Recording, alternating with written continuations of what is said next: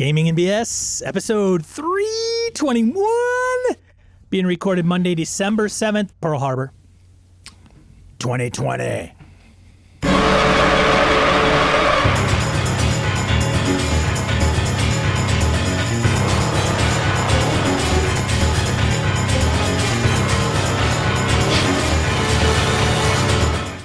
Welcome to Gaming and BS, the Tabletop RPG podcast. I'm Sean. And I'm Brett. Welcome to the show, folks. Glad everybody's here. Hope everybody's doing well. Sean, how the hell are you, man? I had the day off today. I'm doing all right. Damn. I took the day off from moving. I only packed one box. I'm like, you know what? I'm done for the day. I've packed so much crap and moved it. I'm not doing it right now. So that was kind of nice. But Moving sucks, man. Oh, Jesus, it's terrible. It's terrible. End result will be good, though. End result will be good, so I'm looking forward to it.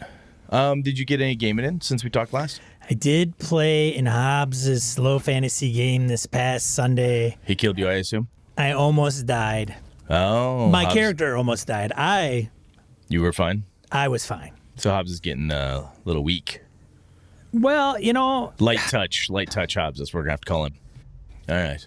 I was telling one of the guys, because we take breaks every hour, and, you know, Hobbs didn't think the encounter was that tough. And I think he was being genuine. Like, I didn't think that was going to be that tough. It was a couple, like, super big beetles and a couple skeletons. And, yeah. I mean, I got my ass handed to me, but I couldn't roll worth the shit. And then you try to get out of there, and then there's the action economy thing that was. Well, if you give Sean a D20, you tell him to attack something, you might as well it's not going to be above a 10. Because if your D20s are cold at the start, Sean, I've seen it, they're cold all game. Yeah. But you made it out okay? Yeah. Okay. Anything else? Did you get nothing else? No, this Thursday playing Alice is Missing. Oh, okay.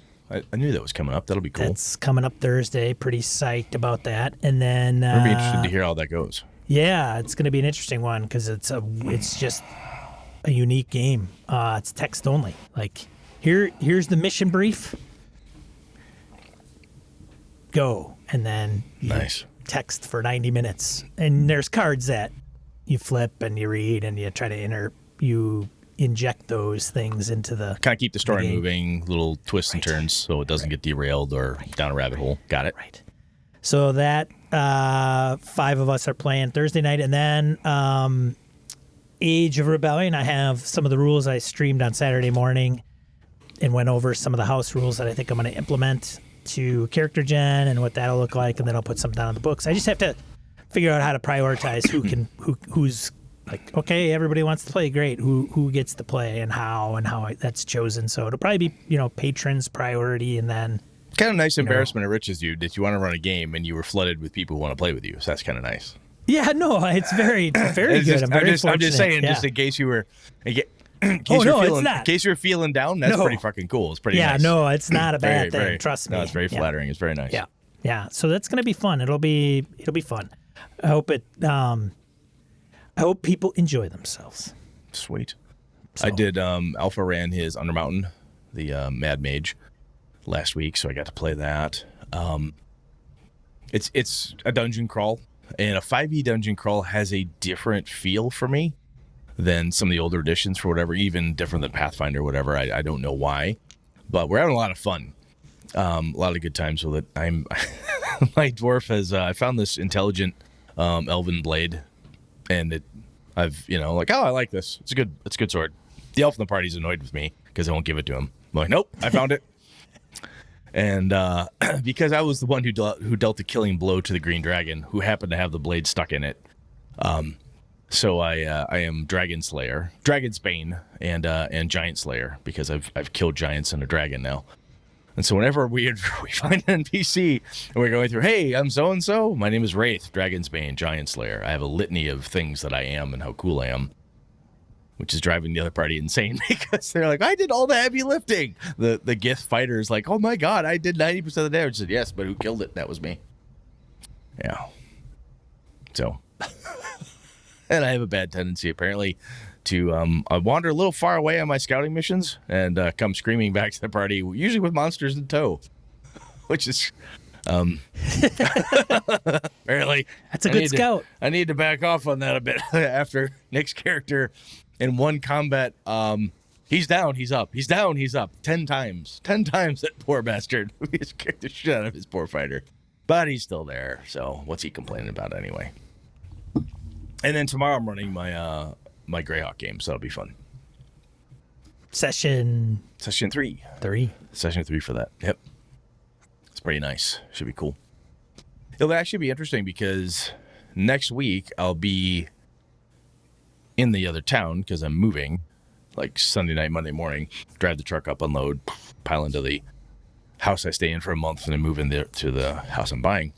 But anyway, short version, it'll be interesting because I'll be in town, but because of the insanity that is the pandemic and stuff, we'll probably still play virtually, even though I'll be in the same town that everybody's in.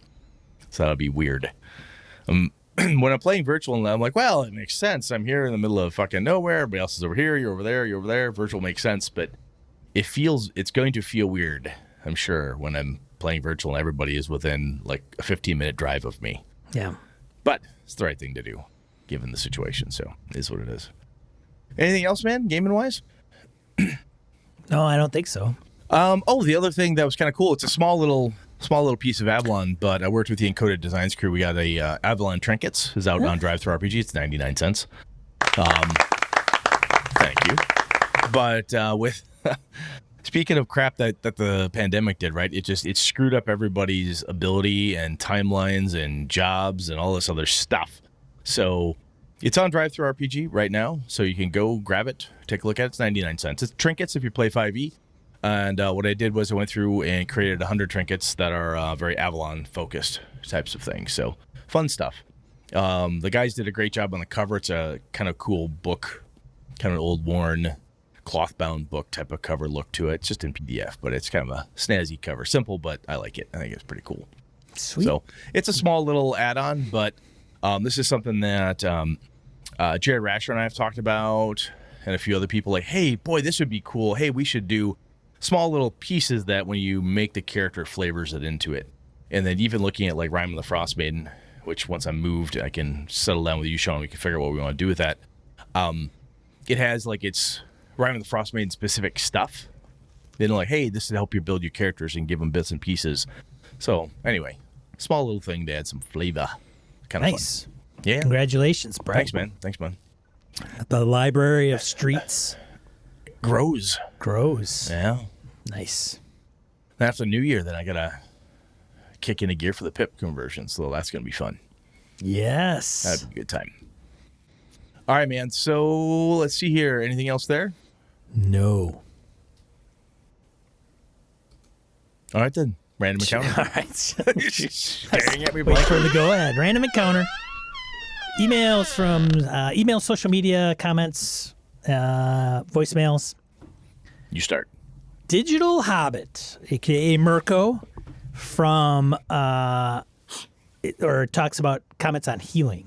Oh, last episode. Okay. Last episode, comments on healing in RPGs. Just finished listening to this episode. Great discussion. I've been able to appreciate the different takes on healing implemented by the various systems I've played. As always, a lot of it comes down to the vibe you're going for and perhaps the genre you're emulating.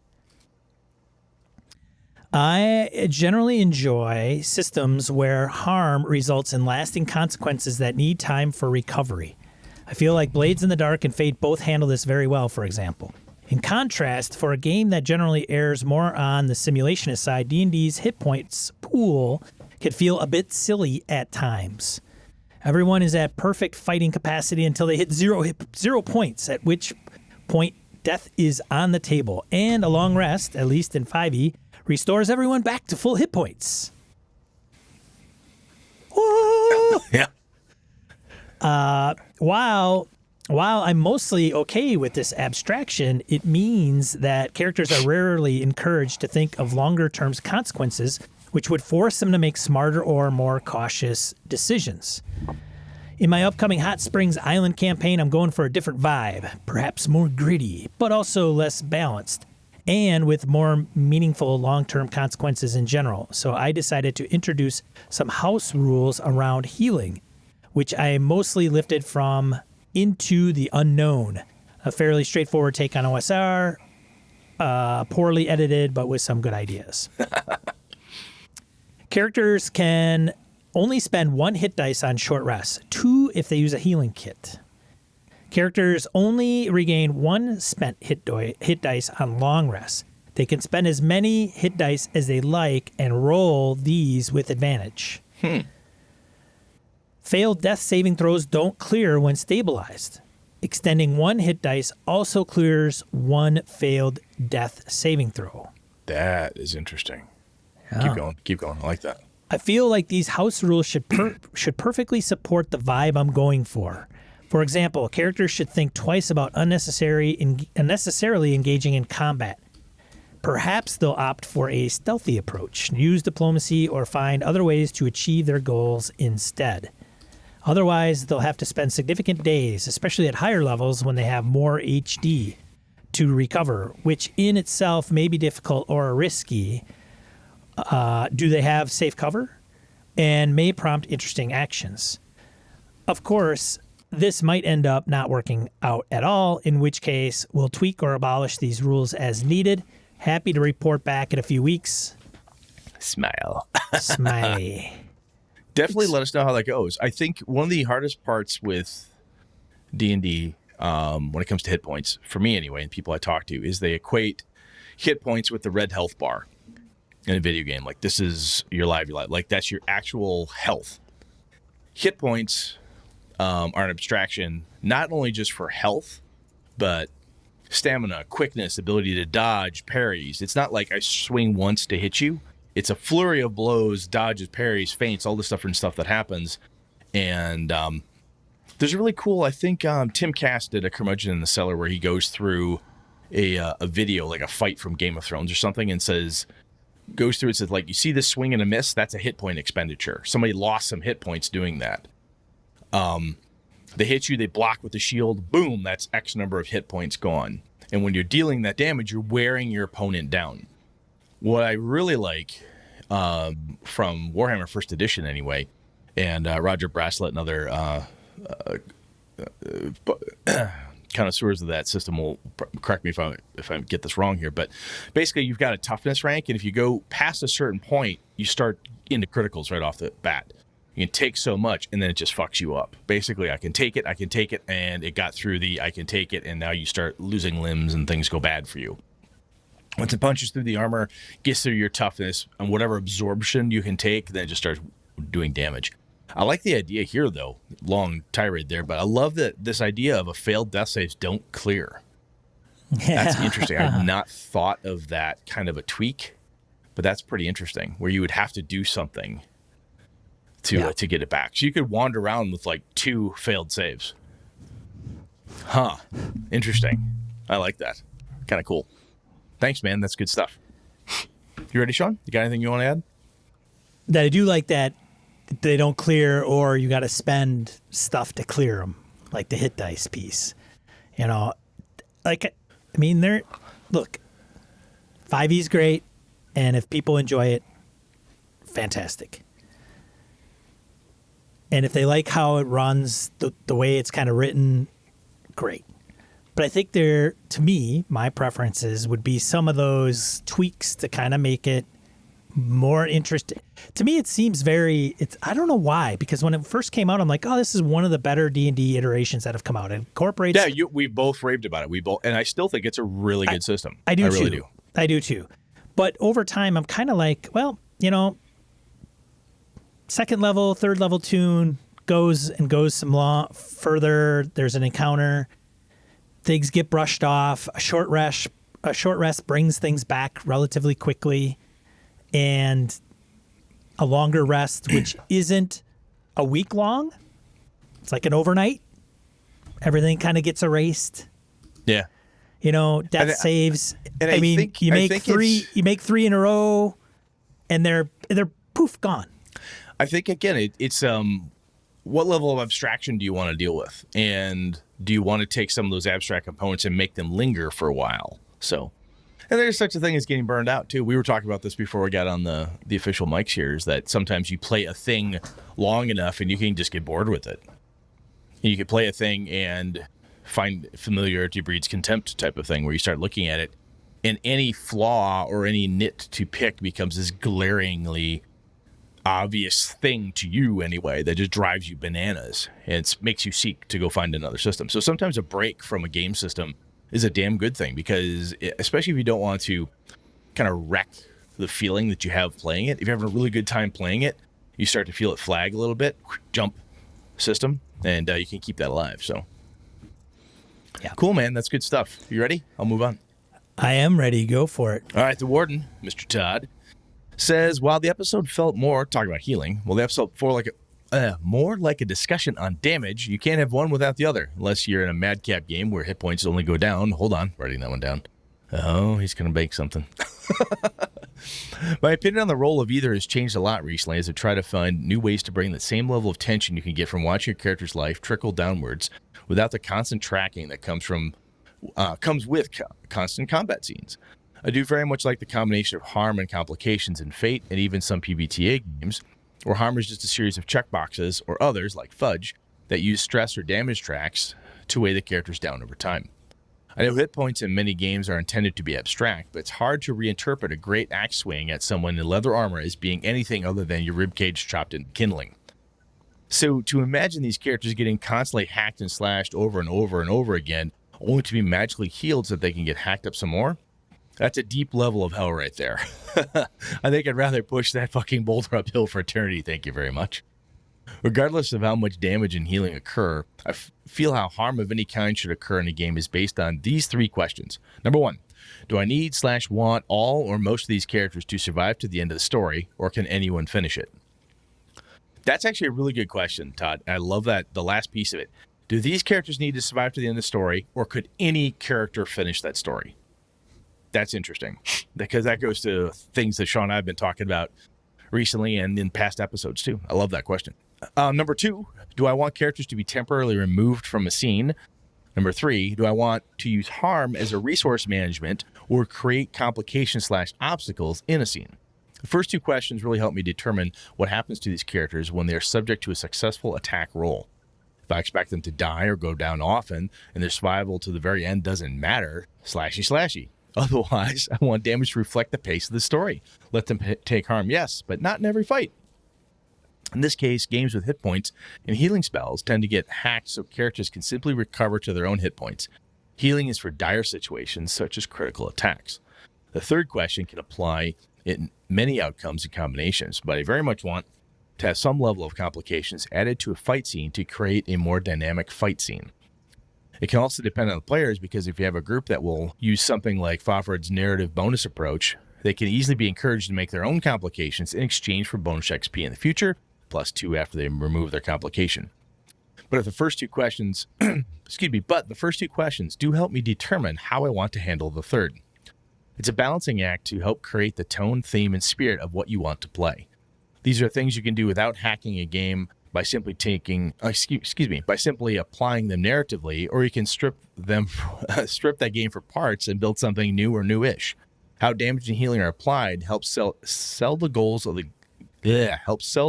you set for the game. Good God, I can't read.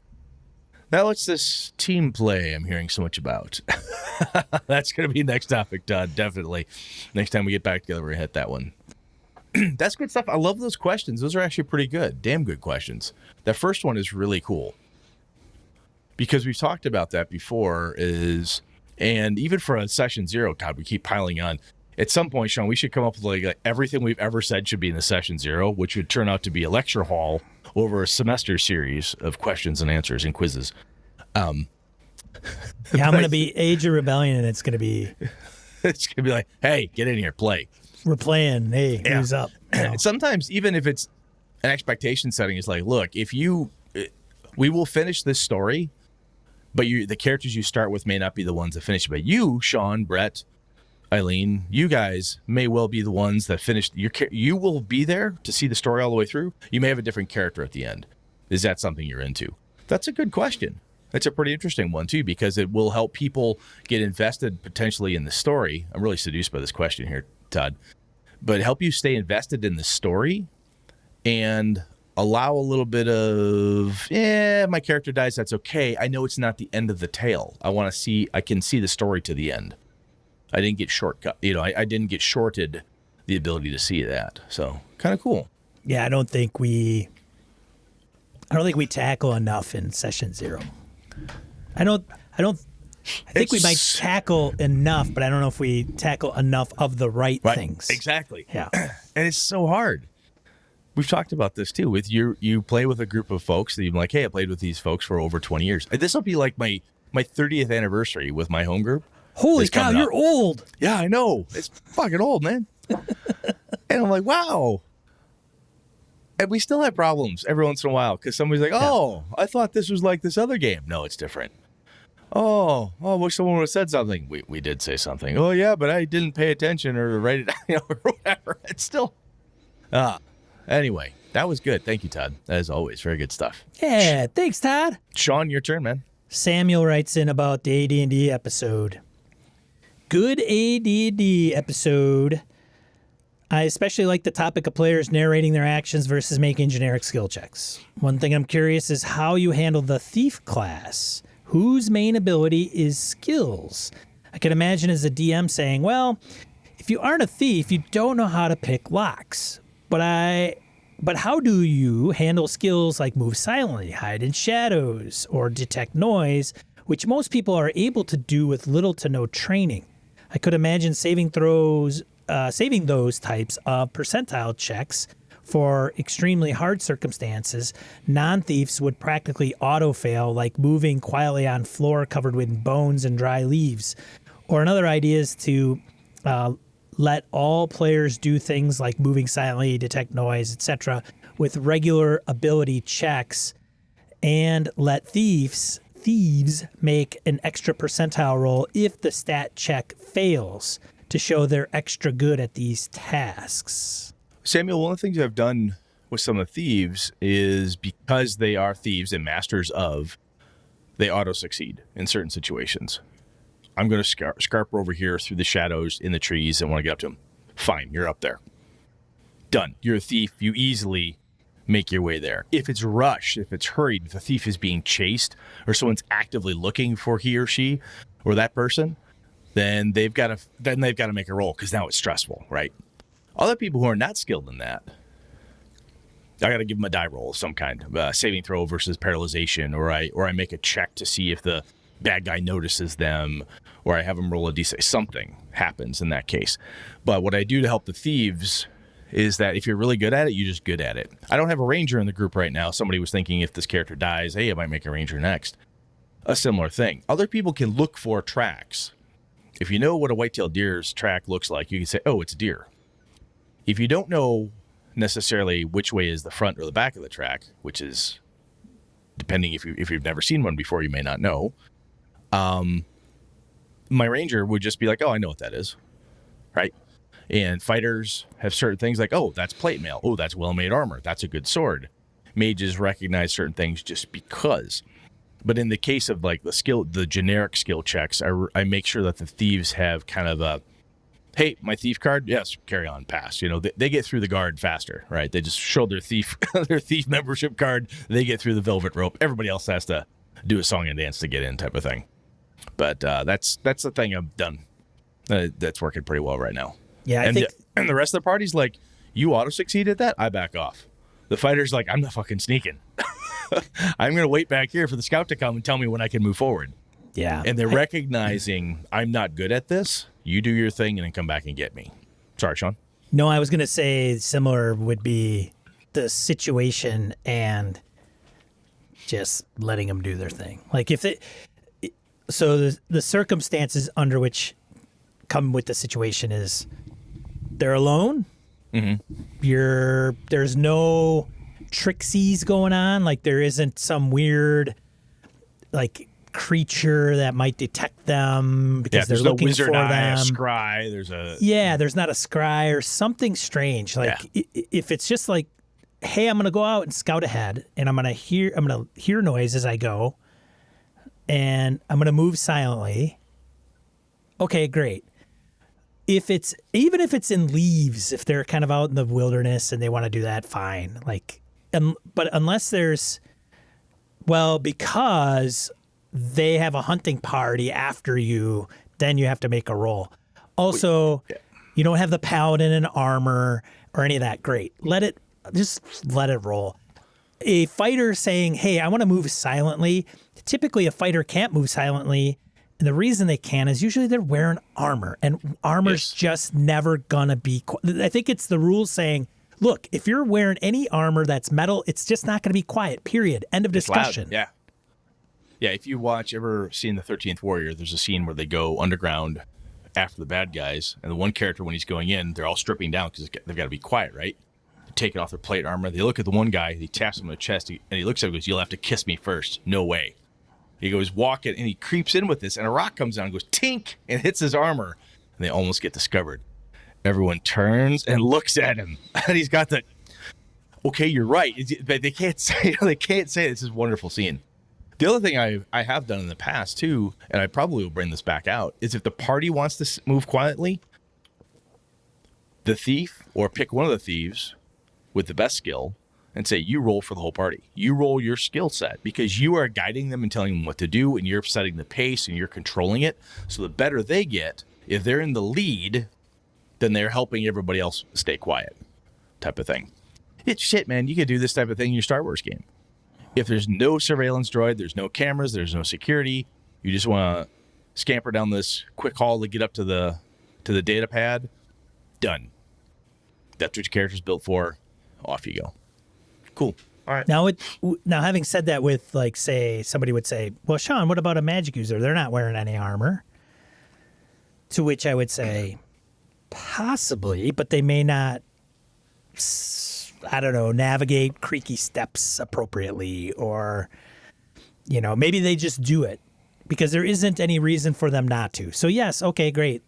This person and the thief can sneak, but the fighter, you're not. There is no role for these two, but you're not going to be able to sneak. One of my friends what are you going to do? Yeah. What are you going to do to be sneaky or quiet? Yeah, you move silently. What are you going to do to move silently? Well, One of my buddies, Nick, did this.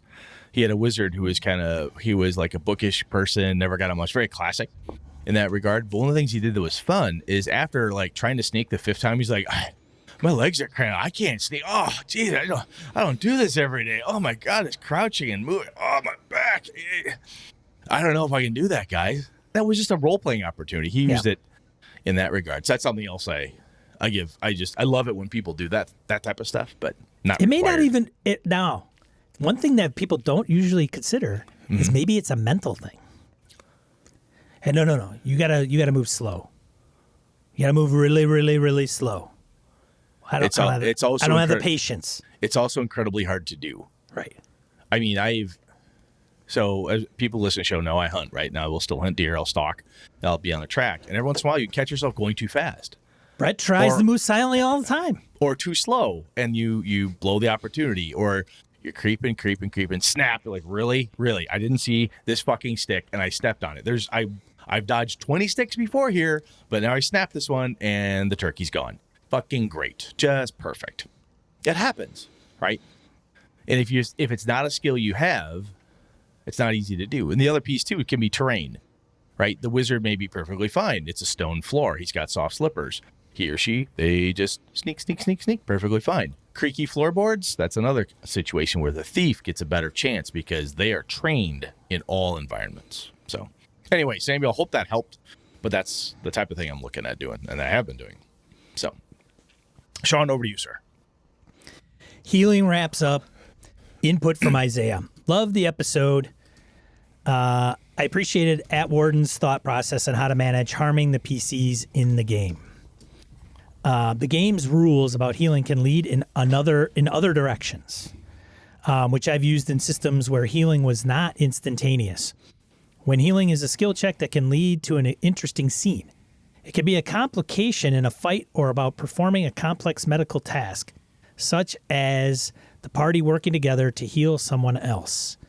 I ran an encounter in Alternity, which required the players to work together in a medical intervention to remove some mind control implants from an NPC they wanted to rescue. We even got the combat-oriented person to use their powered melee weapons skill to direct the shocking probe, which disabled the implants. It was a nice change of pace from the talking, sneaking, fighting pattern, which had become the norm for challenges. In a game where fast healing is not readily available, the complications of injuries could provide content for a whole game session. I had an alternative game in which the diplomat was badly injured by an enemy laser, and since nobody had the appropriate medical gear or skills, like surgery and a portable surgery kit, the party had to help her limp around while ducking enemy patrols until they found in an infirmary with an automated medical robot they could hack.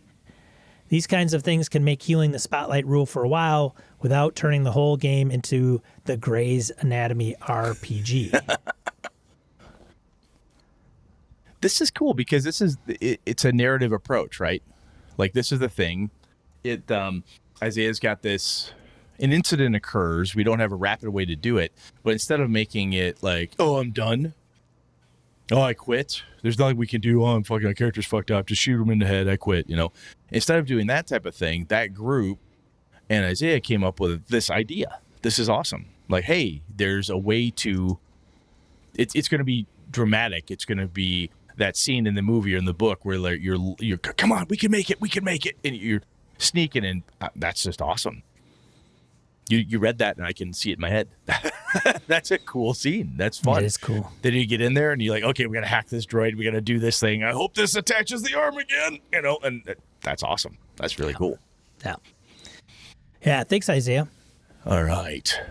So let's see here. What do we got here? The next episode on this one. Yeah, we'll do the next one on the next show. Oh, okay. Because that's going to be, it's a little bit more in detail. Yeah. Ooh, I like that one. So Kojo's got a good one. We'll post that one over to the next one. All right, cool. Yeah. Let's move. Let's skip forward. Let's get in the main topic. You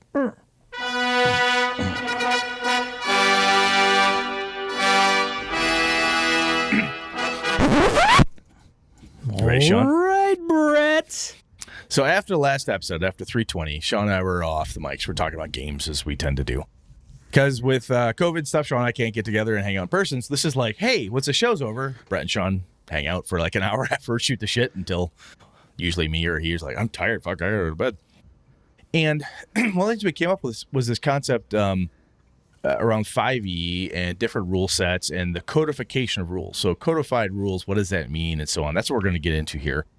But so, Sean, when we say codified rules, I think what you and I are talking about is a rule set that tries to provide mechanics for as many situations in game as possible. Is that what you're thinking of when we talk about this? No? Well, not quite. Like, that's what I want to ask, because you and I have talked about this. So let's get this. Try to figure out what we're chatting through here. It came up on a stream I did on a Saturday morning about something where you can just do it, just implement something similar to your philosophy on a PBTA type of situation where you just say, well, I don't need moves or I don't need a fail forward. Okay, like we just talked about with Samuel's thing with AD&D. Like, hey, I'm doing this thing. Right. It's damn near a gumshoe thing. Like, look, you're a master of it. You just do it. Yes. And that's not an AD&D rule, clearly. Correct. So that it went from that to, well, wait a minute now. You could easily just say, you could just take the Brett approach, for lack of better words, and say, hey, I don't need that in that game for me to play D&D and not implement it into my own game. True, fair, yes, no argument there. Correct. However, there's a wrong way as well. Maybe. I'm kidding. I'm absolutely kidding. The reason I say codified is because I think that what happens in some games with some groups, and maybe not even the group, and maybe just a single player, is that if you do that, it will either be forgotten, hand-waved, yes, or only applicable to those that say, okay, and remember to do it and apply it. So it's not a rule. Ruling. Right? It's not a mechanic, right? So PBTA is very, very like, it's structured. Hey, yeah, you got to do this because it's part of the game. Yep. That's the deal. So I think that gets into the kind of the why codifying things, having those mechanics in place. And this is some of this is ground that Sean have tread before. So forgive us if you've heard this argument or this discussion before and you're fucking bored with it, feel free to turn this off and go listen to something else. Wait, no. Don't listen to Brett. Don't listen to me. No, this will be new and interesting. Anyway, so I guess what we're talking about here is you're talking about consistency and clarity. Fewer house rules, it minimizes the needs to make rulings. You still can, but you don't. There's not a built-in need to do it, right? Your OSR games, Dungeon Crawl Classics it's a theme in Dungeon Crawl Classics and a lot of OSR games, AD&D and so on. They either require it or it states in there, hey, make the best ruling you can. And it also with a consistency and clarity component, it feels like there's a right answer for kind of the nearly everything. Like I try to do this move in a PBTA game. You roll your dice. You have an answer for what are the results of this attempt. Right? It's kind of like if there are no grappling rules, you're like, well, I want to grapple him. Okay, we'll make up some grappling stuff on the fly. And to your point, Sean, it can be very inconsistent, which is where house rules can get wonky. If you don't write that shit down, codify it in some way, it can get kind of crazy. So the consistency and clarity is a big thing. So I think the other thing that it does too, at least that I find, is that depending on the mechanics, and I'm looking at like Pathfinder or GURPS or 4E, maybe even 5E probably is this way too. And there's a host of other ones I can't think of. Middle Earth role-playing Rollmaster for some old stuff. But there's a maximizing that can happen with player characters because of the rules. Like, hey, this is how you get the most advantage in a fight. Build your character to be this powerful. This is how you get the best spell selection. Build your character this way. Because you have this codified section of how this is how this piece of the mechanics work. This is how this piece of the mechanics work. So not a temptation, but the option is there to do a min-max. Yeah, that I would refer to that as optimizing. I think it's the same thing though. You can't. It's hard to optimize a character in a game that doesn't have that stuff. Dungeon Crawl Classics, it's very hard to optimize a character.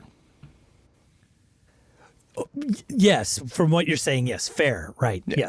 Yes. And if there isn't all the fiddly bits, then it is harder to sit down and say, well, here's the path to. So Dungeon Crawl Classics has heroic feats, right? It has the warrior has these cool things they can do, right? So they could say, hey, I want to cut the saddle off and make the guy tumble over. All right, that's a cool move. Your warrior can do that. You roll some dice, see if it happens. That's not codified. That's all narrative. Other game systems, like a Pathfinder or whatever, would have, slash at saddle strap as a feat, literally a feat, right? Longsword, monkey grip, all that stuff. Very specific. Very, very specific. Where a game like Dungeon Crawl Classics has a lot less of that, and it's designed to be more evocative narrative. Not that one is better than the other, because, quite frankly, having clearly defined features for some players and some game masters is very, very helpful. We've talked about this. If you have a list of skills, sometimes it can be very effective so that people understand what can be done. And again, when you're building your character, if you understand all those components because it's codified, you can build the character you want. Does that make sense? Yes. Are you disagreeing with me or just agreeing with me to show me I'm absorbing it all. You're absorbing it all. Like trying to trying to follow my train of logic. I'm with you. Okay. Yeah, and I agree. Like, yes. DCC has the fighter. Oh God, that drives me crazy. Heroic deeds. Mighty deeds. Mighty deeds. God damn it! There it is. DCC people are vehemently yelling screaming, mighty deeds. You mighty morons. deeds, you dipshits. Exactly. Which we get that a lot. Mighty deeds. Yes, so for those that aren't familiar with mighty deeds in Dungeon Crawl Classics, the fighter gets a mighty deed die. So and dwarves. instead of picking a list of crazy feats, if they succeed with their mighty deed, they get to narrate what cool thing they're doing. like super cool. Like it's like Brett mentioned and hinted at was I cut off the saddle of the horse next to me so the rider falls off. Yeah, I rush up and I bull rush the demon back through the portal. Or I jump off and I kick this person, or I do something. You've got this cool thing you can do. And again, it's not like. So to be absolutely clear, we are not saying that one style, system, codification level, blah blah blah, is better than another. This just comes down to I wanted to make sure that Sean and I were on the same grounds here, because now comes a little more into what I think Sean is talking about, and then we're going to talk about what we like. So the other component that this does is not just from the player side, right, of what can I do, what can't I do, but from the game master side, also it says, hey, I have GM intrusions, a la Cypher system. You can do this, game master. Sean, I've talked about it before. I'm like, I can do that. I don't fucking need a rule to do that. Yeah, Brett, you don't fucking need a rule to do that. However, this game specifically designed so that you are supposed to do this. It's causing not only just a certain play style on the player's part, but on the game master's part. Like, hey, this is how you're supposed to do this to make this game work. Bennies in Savage Worlds, you're supposed to keep the Benny economy running, right? It's got this is how it's supposed to work. There is a straightforwardness or a consistency component that enforces the style of play on both sides of the screen. What is where some of that can come into play. Well, I think whenever you get into more, for lack of better words, fiddly bits, that's what I think the purpose of them are. Like, hey, here's Pathfinder, boom, or Fatal, boom, and Rollmaster. Yeah. Right. And this is Harn, whatever. And this is why it's done this way, because the players know exactly what they can do and how it works. And the game master knows exactly how it works on their end, and it's all that. There it is. There's no with Brett's AD&D episode a few back where he was like, "Hey, I ask them how they do it, and they explain it to me, and I say, yes, that happens." It prevents the Brett from saying, nope, not going to happen that way. Yeah, because we've talked about this before too, fairly recently, is the trust piece. I have the trust. It's a high trust trad game with my guys and I. And the team's like, oh, yeah, this is what we like. We want to try this thing. Yes, you can do that. No, it doesn't. And they trust that Brett's doing it for a good reason. And we're off and running. And not every group has that. And not every group wants that. Right?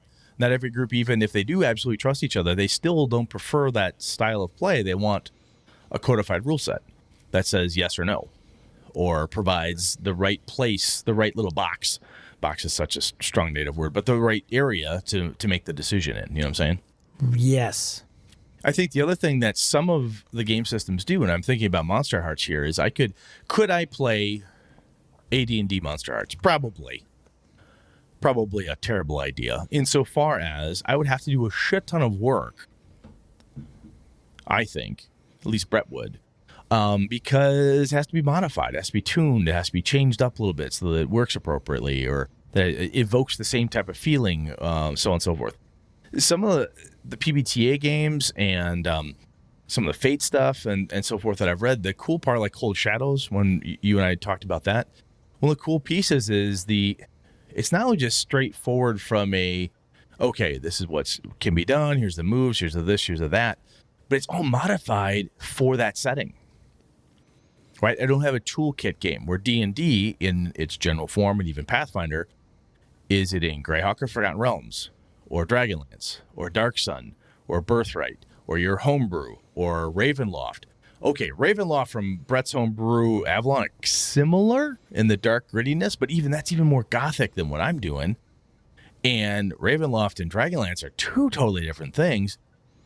And if you want to evoke that feeling, and someone comes, oh, we're going to play D&D. Oh, I'm in Ravenloft. And this is kind of, oh, Ravenloft isn't D&D to me. D&D to me is Greyhawk and Forgotten Realms, where it's a little more something different.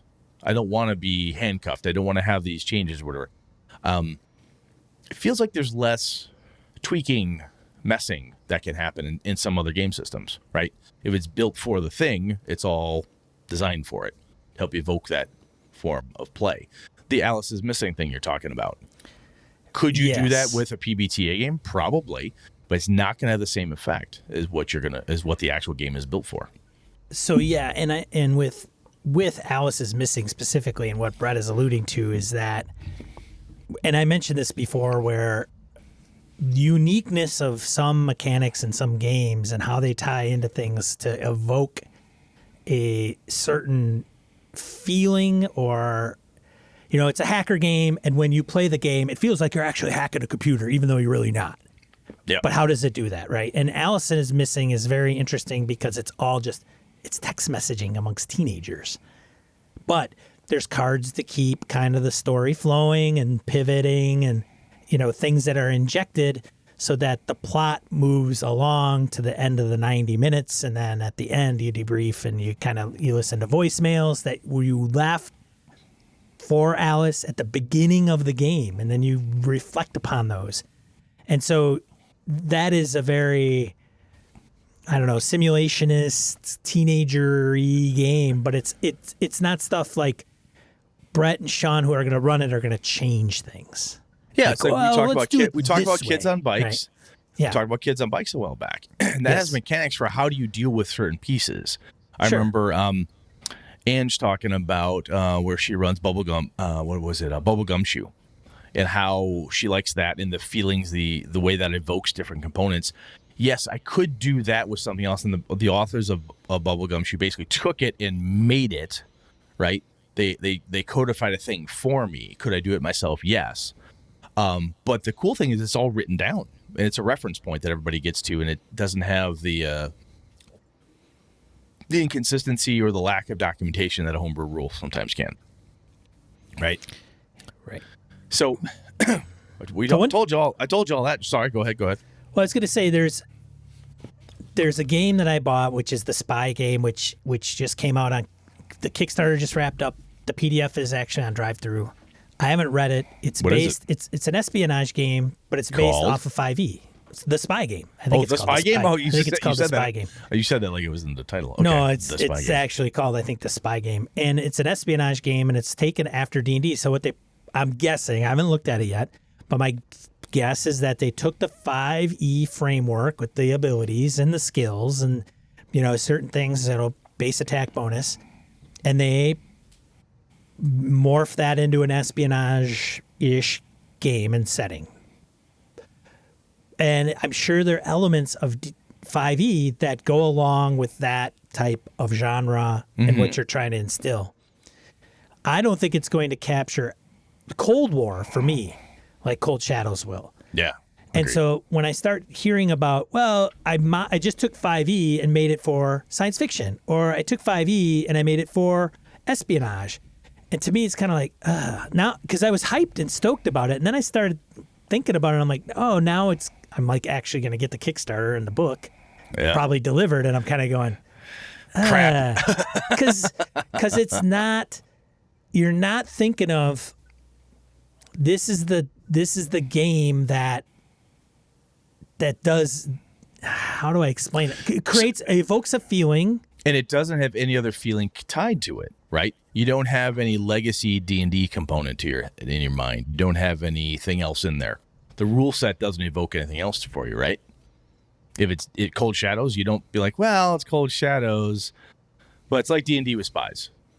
I mean, I could play D20 Spycraft that was done, 15 years ago. Yes, you could. Yep. And it's somewhat similar. I mean, it's D20 based. Mm-hmm. And so I'm curious to see how this has morphed into capturing an espionage feel, or even like high, hey, Mission Impossible craziness, Born Identity. All right, awesome. If that's the angle it's going for, then super. And how does it incorporate some of the rules that it does, or mechanics, to facilitate that high octane feel? Yeah. And if it's just like D&D and it's up to the game master to like, hey, the chase scene should be great and high action and blah, blah, blah. And it's, I mean, if I just take elf fighter and I turn him into a human espionage guy, is there a difference? Yeah, exactly. Because if there's not, God damn it, wasted my money. Then I should just probably play D&D. So I've got what last piece here I want to get into, and then we got like the actual kind of meat of the question, perhaps. But what for me, one of the things that I think I grabbed out of my learning from AD&D, and this goes to some things that my friends and I have talked about, whatever, is that sometimes in a heavily codified system, like say Pathfinder, just pick on Pathfinder, is that if you're when I play one of those games, I will sometimes with my group or other people be pressured to show my math. Like, well, they can't have that armor class.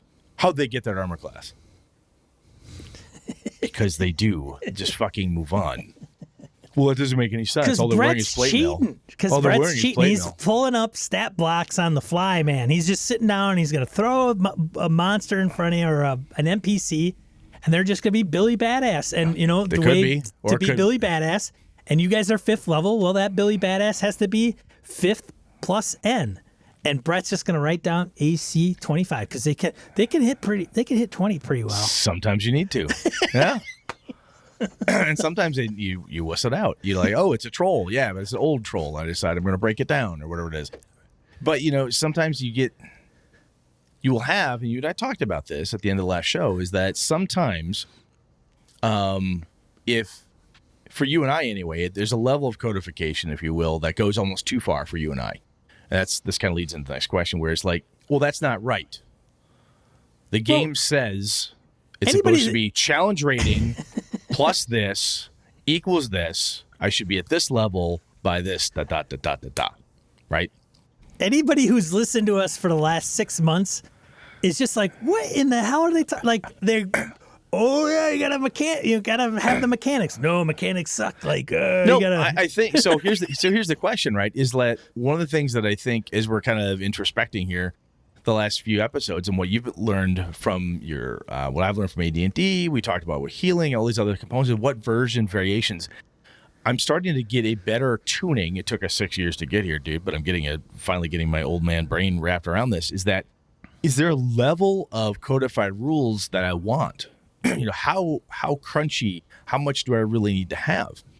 And Sean, and does it depend, hitting you with that one right away, based on the genre that you want to go at, right? So Sean, if I were to say, hey, do you like the OSR feel of X, and would you want that same feel for your cyberpunk game? Similar to what you just said about, 5e, do you like that feel for your espionage game? Maybe not exactly the same type of thing, but, does that matter to you when you're looking at when you're thinking about genres and, hey, I want to play this game? Does that play in your head at all? I'm starting to notice it does in mine, so this is why I'm asking you. It does? It does. Yeah. Okay. Final answer. It does. Very good. About time.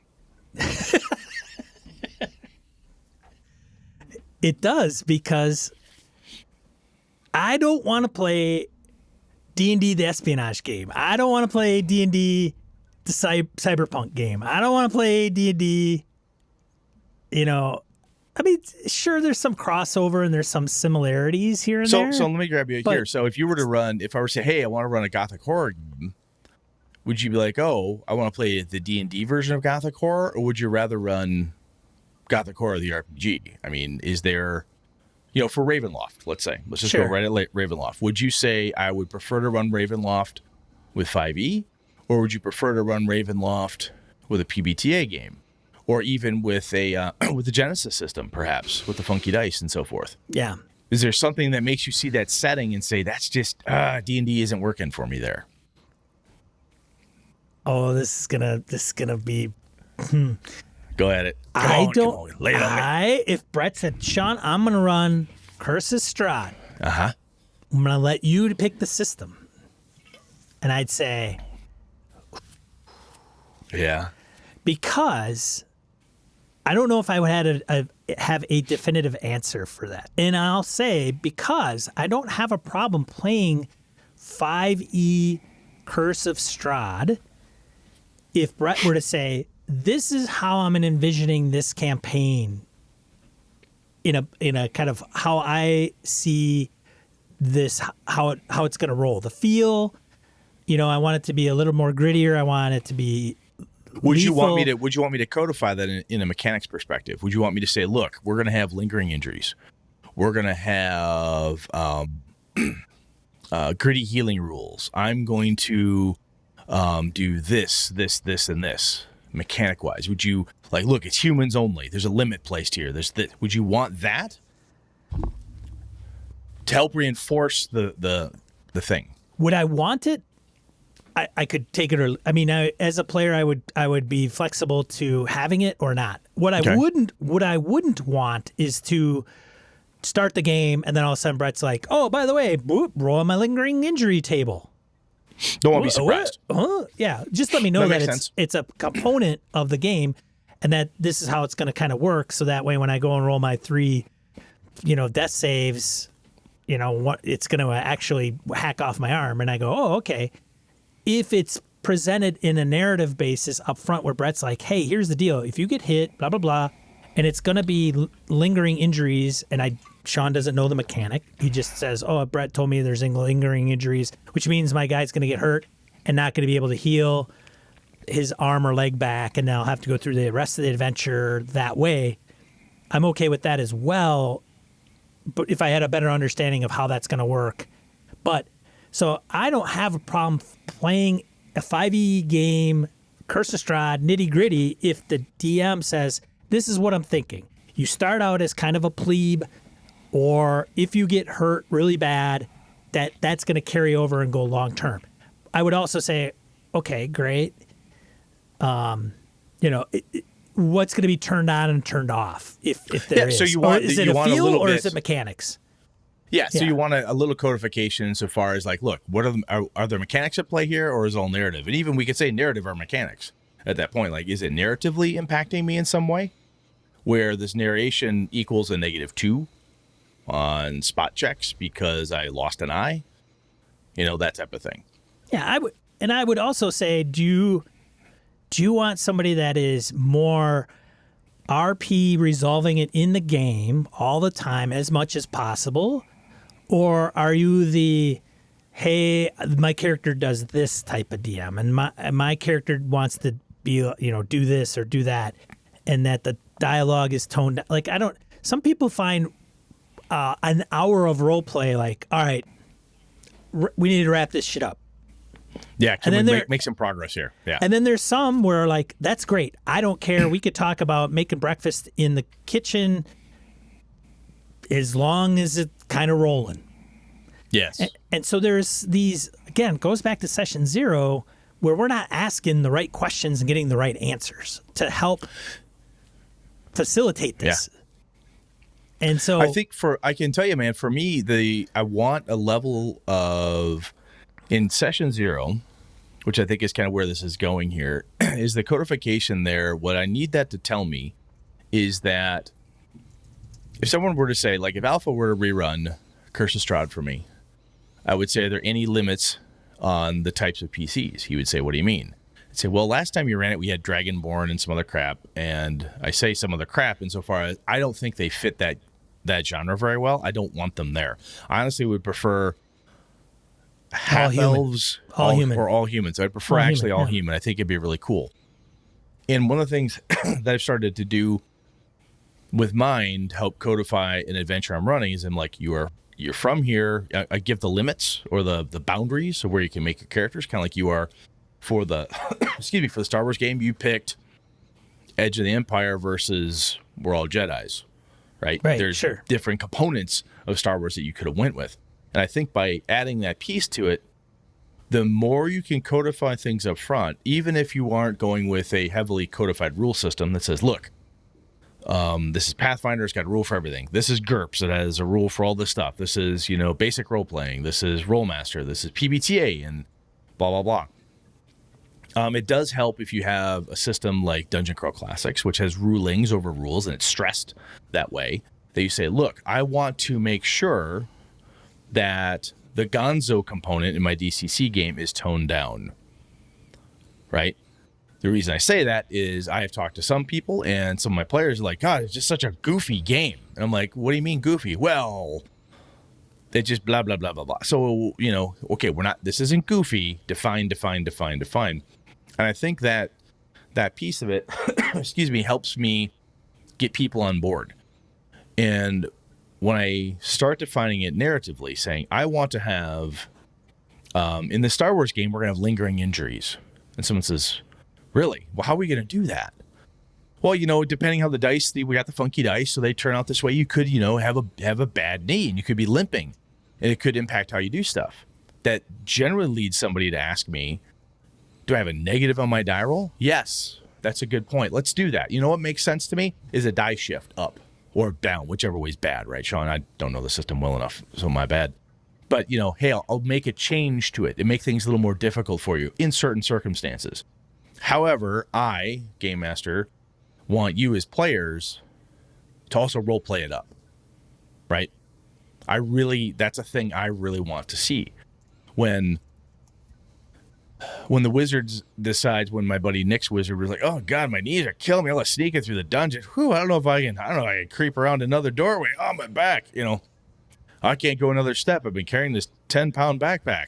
The fighter's glaring at him, That's something I want. And I can then tell people, like, look, I don't need a mechanic for you to complain about how hungry you are, right? However, be aware that I do have an exhaustion mechanic that I am going to use if you haven't eaten. If you want to take that and role play it to the hilt, and to be classic, your halfling is always bitching that she can't get enough food, or they can't find enough of the certain type of food they like, because it's a halfling and that's just the way you want to do it, fine. But I'm not going to punish you unless it's in this very specific mechanical fashion. Does that make sense?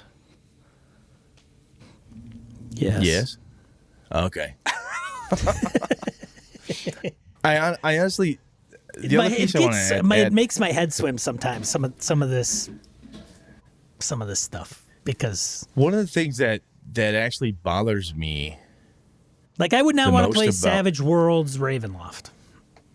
No, That's just me. I don't think that would work. No. Savage Worlds Sharn, though. I'd do that. Yeah, Eberron, yeah.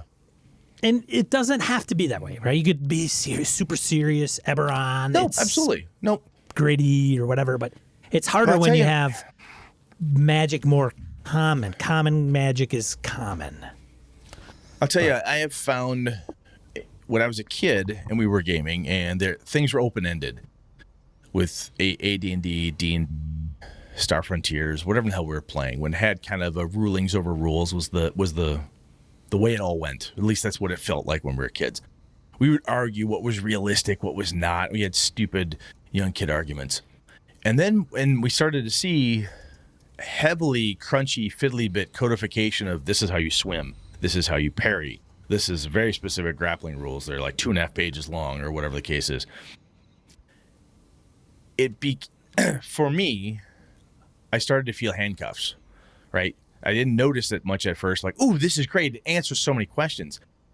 But I as a adult gaming with other people who have gamed for years or whatever, I have more people complain about rules than rulings. When they're like, no, there's a rule for that. That's not how swimming works. Look it up. That's not how it works. I've had more people over the years complain to me that there's a right way to adjudicate this. There's a right way to run this game because, look, it's all perfectly written out, and this is exactly what you should do. And I have a distinct dislike for anybody who tells me exactly what I need to do. If you haven't figured that out already. Sean, what were you going to say? I think I can certainly see that. Now, on the flip side of the coin, where it's more open and it's not codified and it's not here's the swimming rule right here. Yep. Then there is a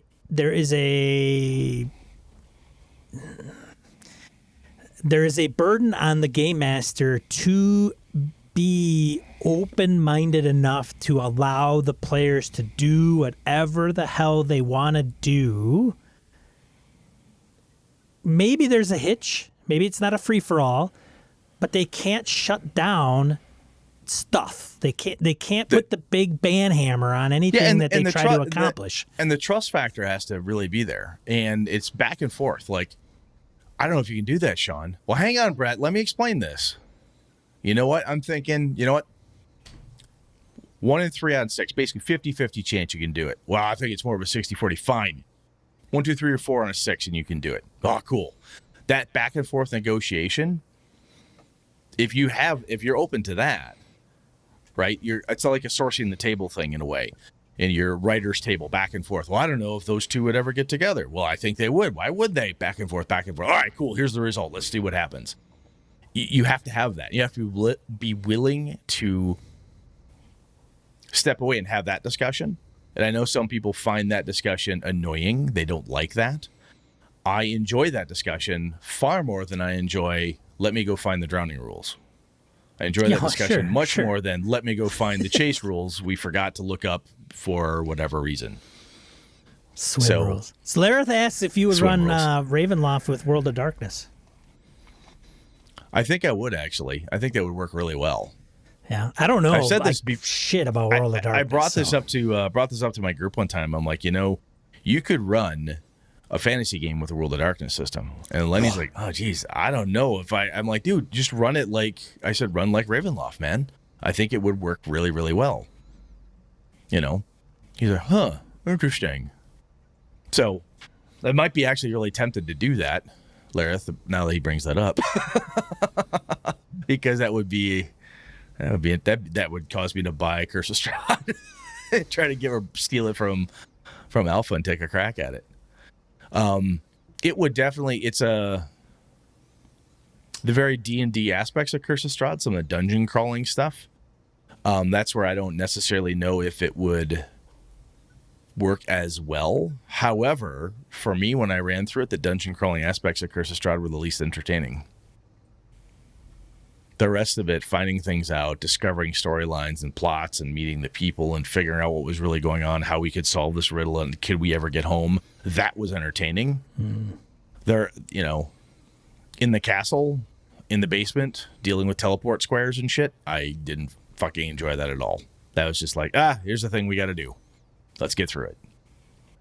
Spoilers. But anyway. So, Sean, do you...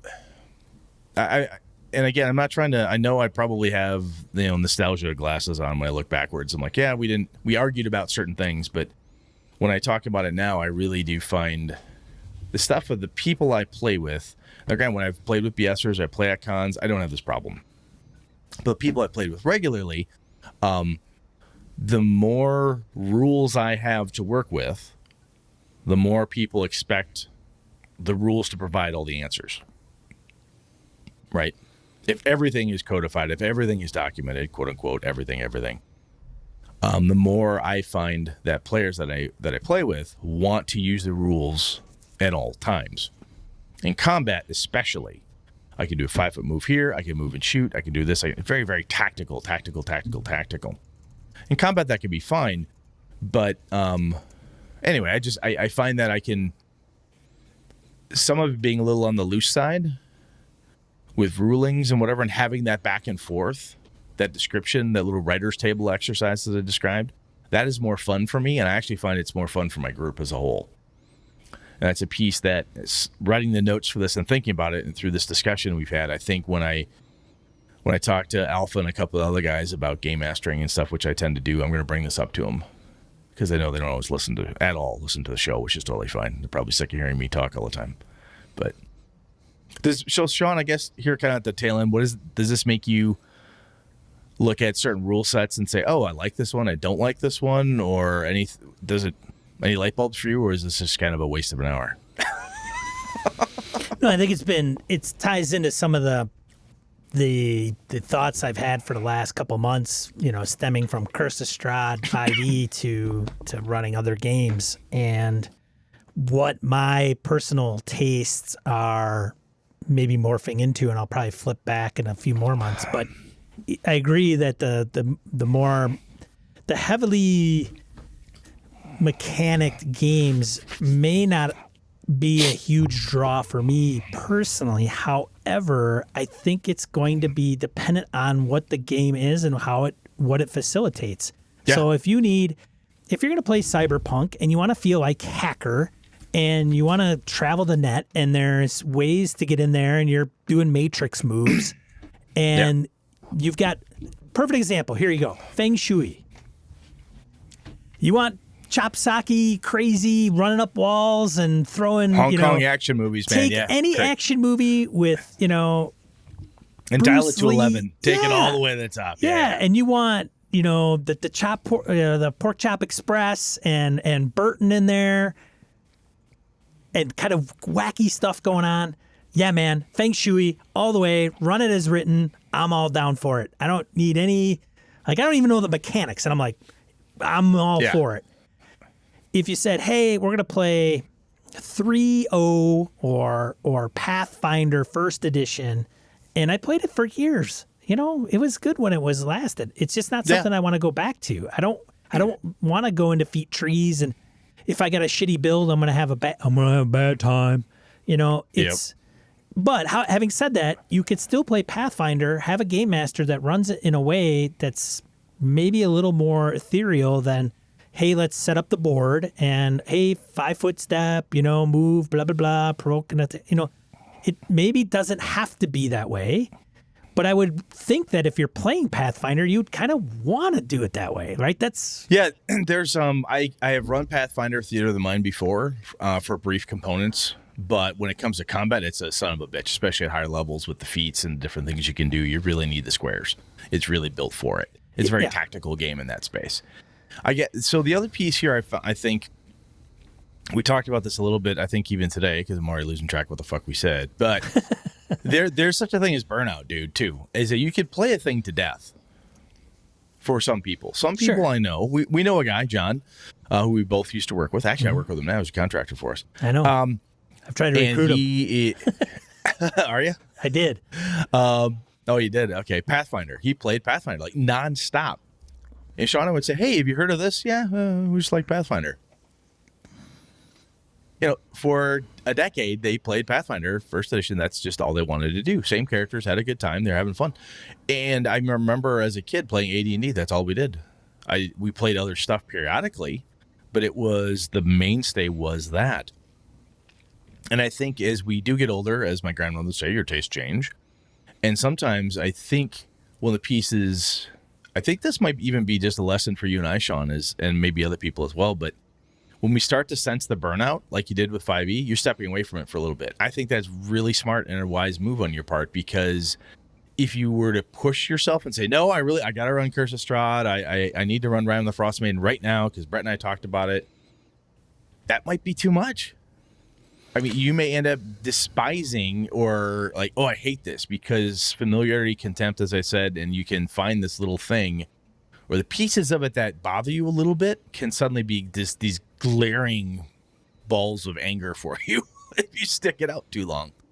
And it's just it's again a personal introspective thing. But if you're like, hey, I did that with my home group. I'm like, I need a break from 5-year Pathfinder. So I said, look, I will run a first edition game because I like D&D, but I want a different feel. And I run my World of Darkness game for them. Totally different games. And I'd done Delta Green for a little bit because I wanted a change. And the games I'm picking are games that still allow me to game master my way, insofar as there's some level of codification, but I can still do my rulings, have the writer's table discussion with the group, and I'm not getting there's a right way to do this based on the rules arguments that I get when I'm running Pathfinder. Again, that's just my group, my world, Brett's opinion. So, Sean, any final thoughts on this? No? No. Good? I'm good. Let's get into die roll. Let's move on. We've been... Die roll. Almost. 2d4 miscellaneous points of gaming and geekery you want to bring to you. All right. First one. Brett's Avalon. new product. Yes. The Avalon trinkets, yeah. Avalon trinkets. 99 cents. It's a small little bit. 99 cents. Check it out. Mm-hmm. Blake Ryan's Kickstarter. Yes. Season of Dreams ends December 19th, 2020. Please check it out. Seasons of Dreams is a tabletop role-playing game where your heroes go back and forth between modern Earth and the gloom. Fictional reality inspired by Celtic mythology, but modified by your characters' dreams, memories, and actions. Cool. I have dreams, Blake. Yeah, they're we can't talk about those They've here. been I mean, crushed, we're explicit, but we can't get into those. Those kind of dreams. Oh, you talking about the ones talking about all the dreams have been crushed and destroyed? Oh, Yes. those, yeah. Yeah, those. Oh, those, oh, yeah. Oh, yeah. Star Wars opening crawl generator also includes Game of Thrones, Westworld, and Stranger Things. Thanks, Veiche Young, for putting that in the Discord. I actually did one for our Discord, Oh, nice. an opening crawl. Put it out on Twitter. Check it out, Brett, if you have time. I'll do that. Fourth one, Savage Worlds Rifts. I thought somebody mentioned, like, hey, I was thinking about getting in on Savage Worlds Rifts, whatever. They have a bundle of holding. Hey, there you go. And it helps the National Center for Missing and Exploited Children. So, bundle of holding, buy a bunch of stuff. Some of the proceeds goes to a good cause. That's the one they're having. So, if you like Savage Worlds, you like Rifts, there you go. And you haven't bought it yet? And then the last one, new virtual table. I don't know if it's new, but another virtual tabletop. New to us. Yeah, Shard tabletop, which is I think specifically around 5e, which looked interesting. So our Discord actually has a virtual tabletop channel where you can just talk about whatever VTT you're using, the benefits, if you have issues, hangups, whatever. So Shard is one that we posted up there, and I found the other day somebody was using. So, yeah. So, that's it for this episode of Gaming MBS. If you enjoyed what you've heard, you can subscribe to the podcast on your favorite podcast catcher of choice.